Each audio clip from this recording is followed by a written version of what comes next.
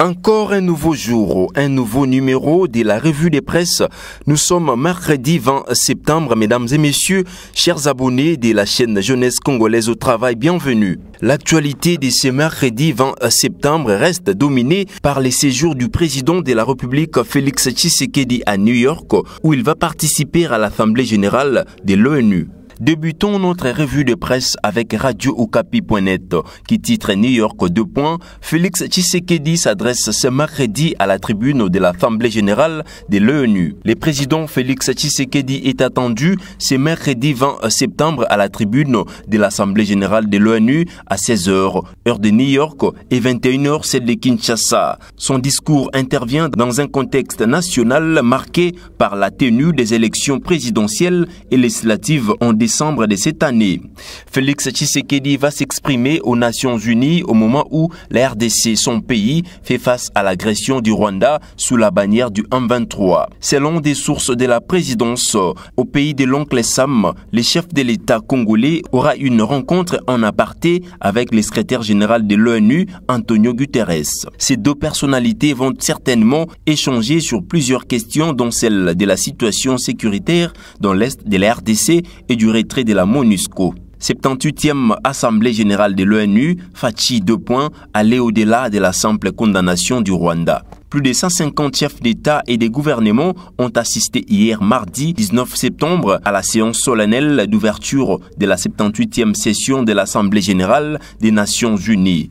Comme de coutume, chaque année, les dirigeants du monde se retrouvent à la mi-septembre pour discuter des enjeux mondiaux. Le débat général pour cette année 2023 est axé sur la paix et la sécurité dans le monde avec, en toile de fond, les opérations militaires russes en Ukraine, les enjeux climatiques et la question de la pauvreté dans le monde. Près d'une semaine durant, les chefs d'État et de gouvernements vont se relayer à la tribune de l'Assemblée générale pour leurs allocutions orientées vers les thèmes généraux de l'année sur les questions spécifiques de leurs pays respectifs. C'est au deuxième jour du début général, ce mercredi 20 septembre, que le président de la République, Félix Tshisekedi, prendra la parole. Ce sera son 4e discours d'affilée à la tribune des Nations Unies. Celui-ci intervient à 3 mois de la présidentielle du 20 décembre prochain, où il est candidat à sa propre succession. Ainsi donc, ce mercredi 20 septembre, les Congolais auront les yeux rivés sur New York pour suivre les chefs de l'État. Qu'est-ce que le président Tshisekedi va dire? Au-delà de la traditionnelle condamnation du Rwanda,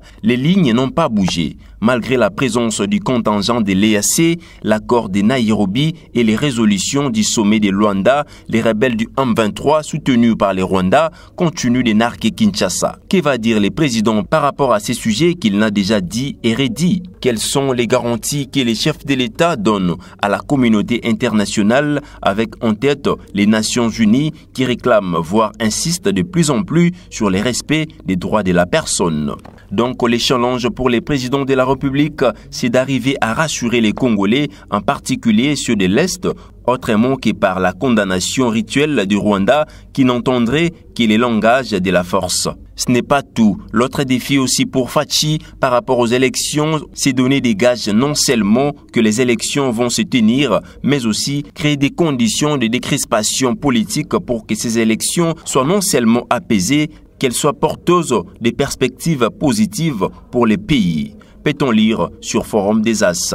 Toujours dans la même registre politico, ajoute Félix Tshisekedi : les M23 sont des criminels. On ne peut pas discuter avec des criminels utilisés par Kagame. Avant de monter sur la tribune de l'ONU pour son discours, le président Félix Tshisekedi s'est exprimé sur l'agression rwandaise sous couvert du mouvement des 23 mars M23 dans la province du Nord Kivu.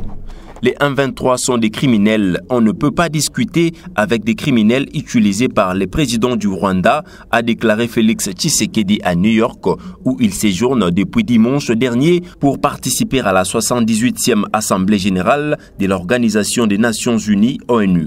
Nous ne discuterons pas avec ces criminels. Nous espérons qu'un jour ces criminels seront jugés par la justice internationale pour les 10 millions de morts congolais, a poursuivi le chef de l'État congolais.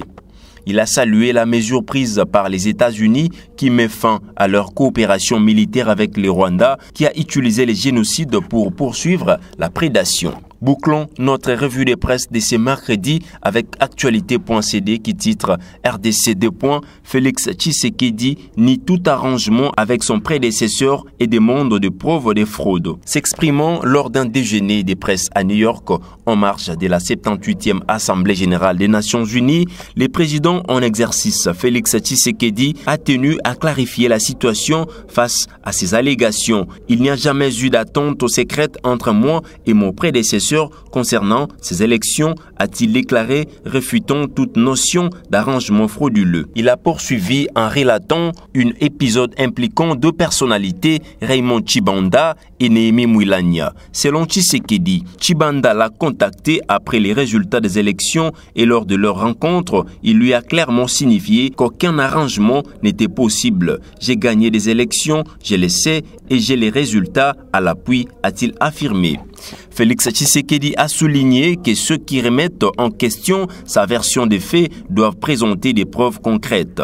Il a indiqué que ces discussions ont plutôt conduit à la formation d'une coalition gouvernementale, à savoir les FCC-CACH, pour diriger les pays conjointement. Il a rappelé sa rencontre avec Néhémie Mouilania, alors directeur des cabinets du président sortant, à qui il a réitéré sa position. Ceux qui évoquent une fraude doivent nous présenter les preuves et identifier les responsables, a insisté le président Tshisekedi. C'est ici que prend fin notre revue de presse de ce mercredi 20 septembre. Voici donc notre pensée du jour avant de nous quitter avec Bernard Dadier. Les travail et après les travail, l'indépendance, mon enfant, naître à la charge des personnes, telle doit être la devise de notre génération. Et il faut toujours fuir l'homme qui n'aime pas le travail. Restez connectés sur votre chaîne. Plus d'actualité à demain pour un nouveau numéro.